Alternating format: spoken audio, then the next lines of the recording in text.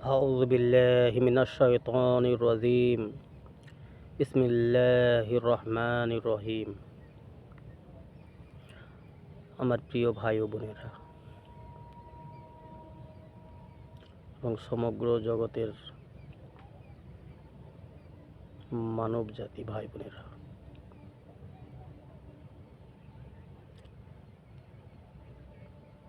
আল্লাহ রাব্বুল আলামিন দুনিয়ায় আমাদের পাঠিয়েছে একটা উদ্দেশ্য নিয়ে, একটা কাজ দিয়ে।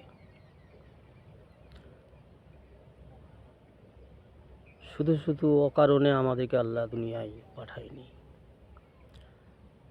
আল্লাহ যা কিছু বানিয়েছেন প্রত্যেকটার কোনো না কোনো উদ্দেশ্য রয়েছে। আল্লাহ হাকিম, সমস্ত বিষয়ে জ্ঞান আল্লাহ রাখেন। আমাদের এলেম অতি সামান্য এলেমের উপরেই আমরা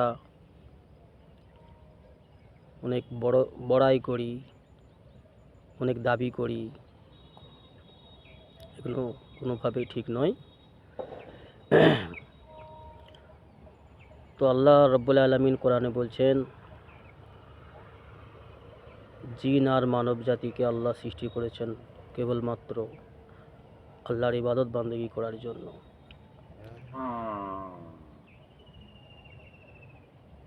আল্লাহর ইবাদত বান্দেগী অর্থ দুনিয়ার যে জীবনটা আমাদের যেটা প্রয়োজন, মেয়ে মানুষদের জন্য ঘরের যে সমস্ত কাজ, সংসারের কাজ,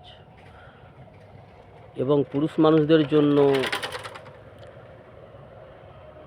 ক্ষেত খামারে সংসারের জন্য রুজি রোজগার করে নিয়ে আসা হালাল পন্থায় রাসূলুল্লাহ সাল্লাল্লাহু আলাইহি ওয়াসাল্লামের সুন্নত তরিকায় হালাল উপার্জন করে আনাটাও আল্লাহর ইবাদতের মধ্যে শামিল হবে তখনই যখন আমরা আমাদের প্রত্যেকটা কাজকে নবীর সুন্নত তরিকা জেনে আমল করব।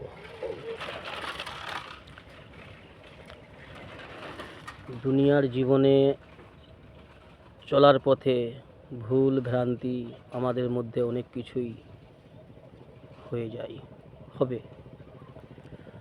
তো আল্লাহ বড় গফুরুর রহিম। আল্লাহ বলছেন, আয় আমার বান্দা বান্দিরা, ভুল তো তোরা করবি, ভুল তো তোদের খাসিয়াত, মানব জাতির খাসিয়াত, মানব জাতির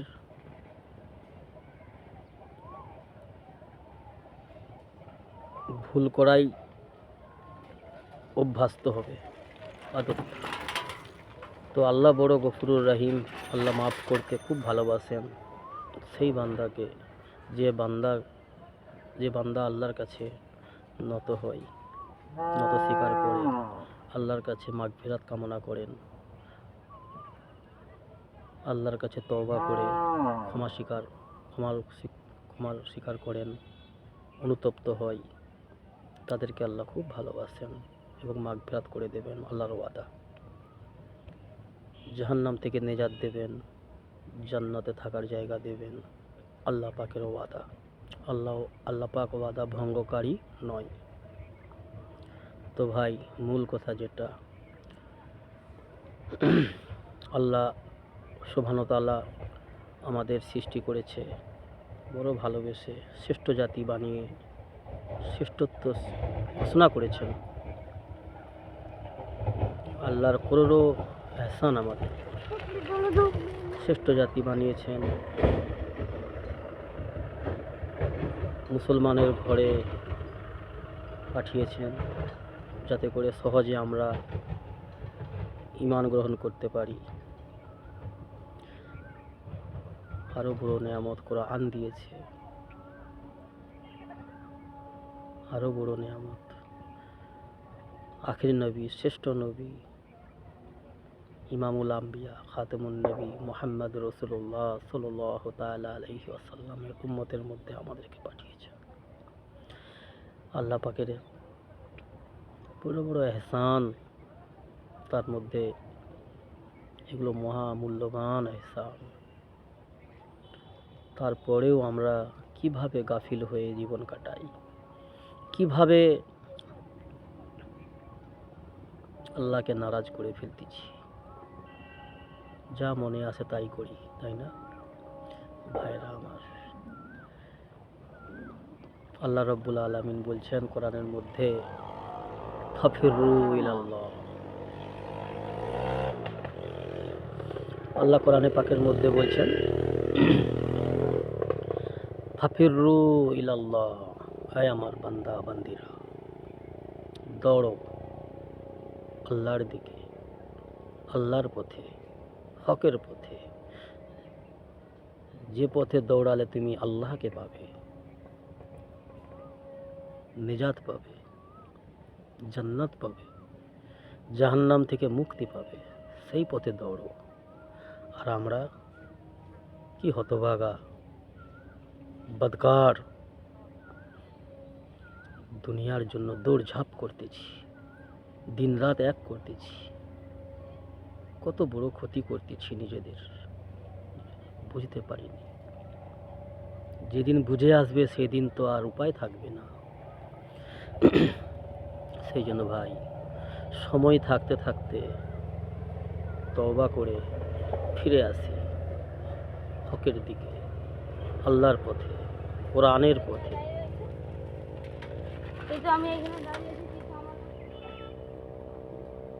শয়তানের অসহসা থেকে বেঁচে, শয়তানি কুকর্মগুলো ছেড়ে কবরে যেতে হবে, এই ধারণাটা মাথায় রেখে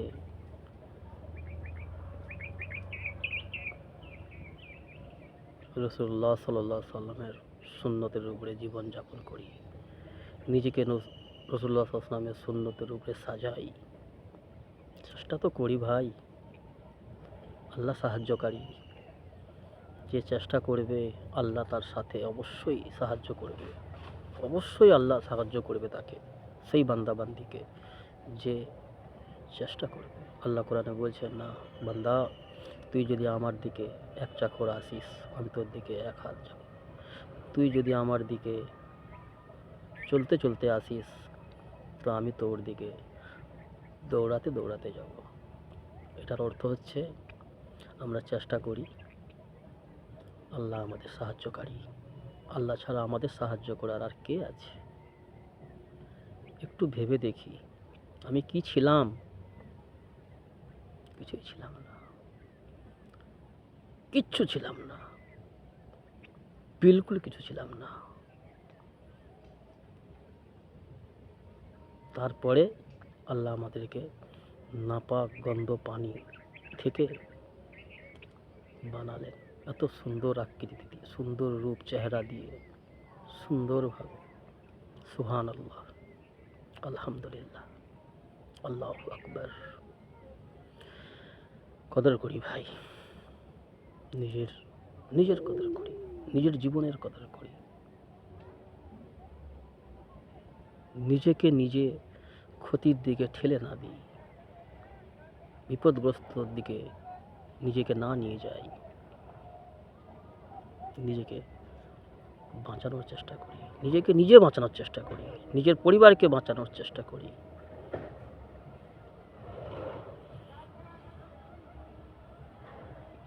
ভাইরা আমার, আল্লাহকে ভয় করা শিখি, আল্লাহকে ভয় করি। সেই রব, যে রব কুল কায়নাতকে চালাচ্ছে, কত সুন্দরভাবে কায়নাতটাকে বানিয়েছে, সাজিয়েছে, চালাচ্ছে আমাদের জন্য, আমাদের উপকারের জন্য।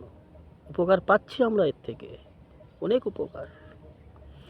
তো আমরা আল্লাহকে ভুলে না যাই, রবকে ভুলে না যাই, রবের হুকুম আহকাম মেনে চলি, হযরত মুহাম্মদ সাল্লাল্লাহু আলাইহি ওয়াসাল্লামের সুন্নতকে আঁকড়ে ধরি, সফল হয়ে যাব ইনশাআল্লাহ। আল্লাহ কামিয়াবি দেবেন ইনশাআল্লাহ। আল্লাহ আমাদের তৌফিক দান করুন। আল্লাহুম্মা আমিন।